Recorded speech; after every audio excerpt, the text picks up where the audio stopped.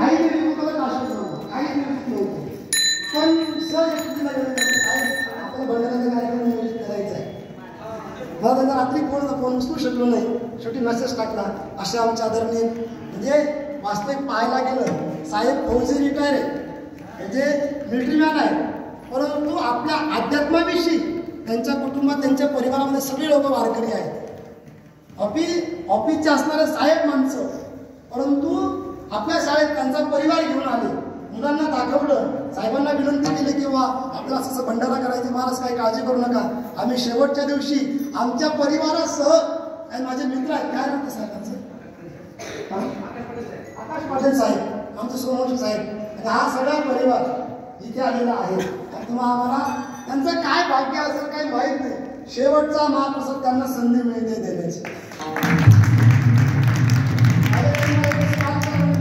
मला मुलासाठी अन्नदान करायचं आहे, साहेब आता शाळेमध्ये अशी काही अडचण नाहीये, पण जेव्हा केव्हा संधी त्यावेळेस तुम्हाला मी कळवेल. ती संधी आज उभी राहिली. अचानक साहेबांचं नाव मला आठवलं, त्यांनी एक कॉल केला, पण ते महाराज काही हरकत नाही, मी त्या दिवशी येतो.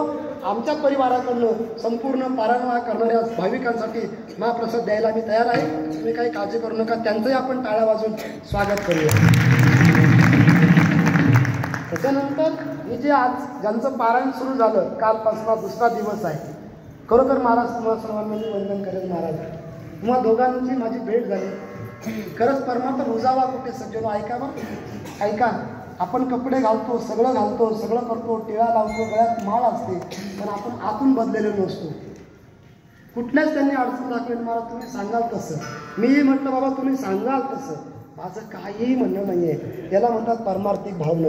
म्हटलं नाही नाही आम्ही बुक केलं, हे म्हटलं नाही नाही आमचं आहे, आम्ही असं करू तसं करू, पण त्यांनी वेळेवर सांभाळलं. फक्त रात्री थोडंसं थोडीशी वेळेवर, पण मागावी मला चेनाकडे पाहिलं, त्यांनी ऐकलं त्याला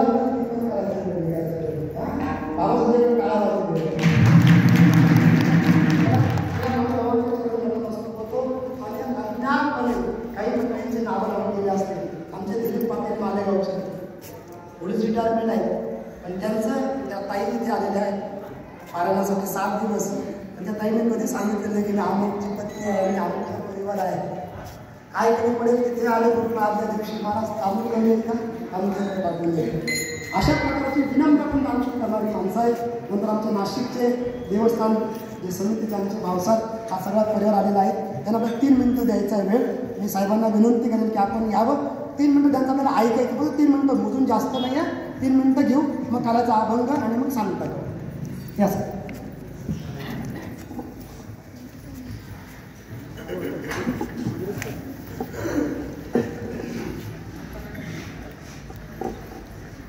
धन्यवाद. आपण एक नाशिक शहरात आणि काही त्र्यंबकेश्वर जे मंदिरात आपण बसलेले देवस्थानमध्ये, हे देवस्थानसुद्धा त्या समितीमध्ये आपण सहभागी केले. 1000 मंदिर नाशिक जिल्ह्यातले आपण एकत्र केलेले आणि प्रत्येक मंदिरामध्ये एक विनंती केली की बाबा तुम्ही वेगवेगळ्या वेळेला आरती घेतात. संध्याकाळची कुणी 6, 6:15, 6:30, ती 7 वाजेला घ्या. 70-80% मंदिरामध्ये बरोबर 7 वाजेला, लक्षात घ्या वेळ फार महत्वाची, 7 वाजेला बरोबर प्रत्येक मंदिरात आरती सुरू केलेली. 2 त्याच वेळेला आता या महिला आहेत सगळ्या की दिवाबत्तीची आपली वेळ आहे, पण ती वेळ एक पक्की नाही, कुणी 7, 6:15, 7:30 म्हणजे अंधार दिसला की आपण दिवा लावतो. त्याच्याऐवजी तुम्ही पण 7 वाजेला जर प्रत्येकाने आपापल्या घरामध्ये दिवाबत्ती जर केली तर ती एक वेळ आपल्याला म्हणजे पूर्ण हा संकल्प 11 जिल्ह्यामध्ये आता चालू आहे, 36 जिल्ह्यामध्ये आपण घेऊन जाणार आहे.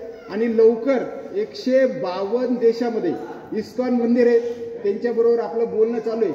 म्हणजे ही संकल्पना संपूर्ण जगात, म्हणजे आपली इच्छा आहे की प्रत्येक देवस्थानमध्ये संध्याकाळची 7ची आरती आणि त्याच वेळेला प्रत्येक घरात दिवाबत्ती, रामरक्षा, हरिपाठ जे काय असेल बरोबर 7 वाजेला घ्यावा, एवढीच विनंती.